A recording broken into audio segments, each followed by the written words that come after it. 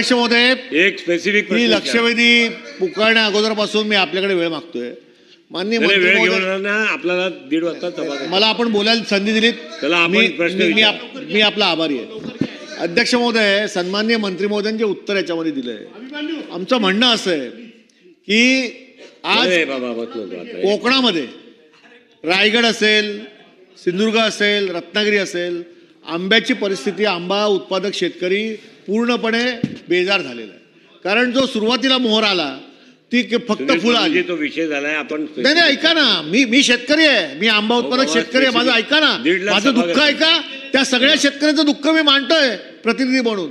2 वेळा मोहर आला, मोहर जडून गेला. आता छोटी फळं लागलेली आहेत, आंबा नाहीच आहे. जसं ते म्हणाले की 90% नुकसान पूर्ण आंबा शेतकऱ्याचं झालेलं आहे. आणि त्यामुळे तुम्ही विम्याचे आम्हाला पैसे देऊन त्या शेतकऱ्यावरती मेहरबानी नका करू.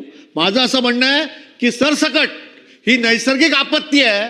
सरसकट हेक्टरी आंबा उत्पादक आणि काजू उत्पादक शेतकऱ्याला पैसे सरकारने घोषणा अधिवेशन संपण्यापूर्वी 5 लाख रुपये हेक्टरी दिले पाहिजे, अशी माझी मागणी आहे. आणि अध्यक्ष महोदय, मी नाही बोलत आहे, कोकणातला प्रत्येक शेतकरी बोलतोय. आपण कोकणातले सगळे चॅनल बघा, वृत्तपत्र बघा, रोज मोर्चे निघतायत, स्थानिक शेतकरी बैठका घेत आहेत, तात्काळ निवेदनं पाठवत आहेत, आंदोलन निवेदन येत आहेत. माझी विनंती आहे, आपण आदेश द्या की वरून आदेश द्या. अध्यक्ष महोदय, आमची अपेक्षा आहे ज्या सर्वोच्च आसनावरती आपण बसलाय ना, आज शेतकऱ्यांना न्याय द्यायचं काम आपण करा की अधिवेशन संपण्यापूर्वी हेक्टरी 5 लाख रुपये आंबा उत्पादक आणि काजू उत्पादक शेतकऱ्याला सरकारने आपत्तीची म्हणून या ठिकाणी घोषणा करायला पाहिजे. 1 मिनिट मंत्री.